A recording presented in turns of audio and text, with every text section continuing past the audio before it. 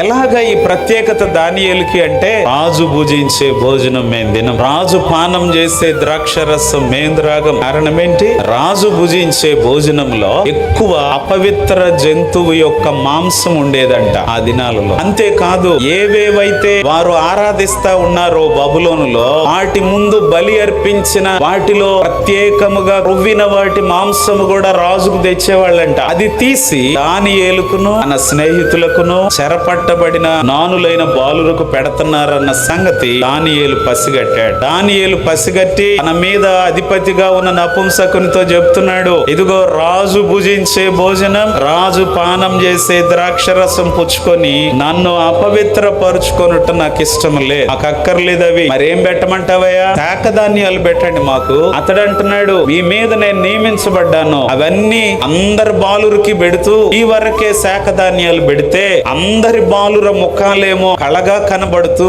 మీ ముఖాలు పాలిపోయి కనబడితే రాజు నన్ను అడుగుతాడు, నాకు ప్రాణహాని కలిగిద్ది. అంటే ఒక 10 దినాలు చూడయ్యా, వాళ్ళ ముఖాలు కళగా ఉంటాయో ఆ ముఖాలు కళగా ఉంటాయో అని చెప్పినప్పుడు 10 దినాలు పరీక్షించబడ్డారు, శాఖధాన్యాలు మాత్రమే తిన్నారు. అప్పుడు ఆ అధిపతి పరిశీలనగా చూస్తే మిగిలిన బాలుర ముఖముల కంటే దానియేలును అతని స్నేహితుల ముఖములు సౌందర్యముగాను కళగాను కనబడెను. ఇంటి సౌందర్యము, ఇంటి కళ అంటే దేవుని ఆత్మ ఇచ్చిన సౌందర్యం, దేవుని ఆత్మ ఇచ్చిన కళ.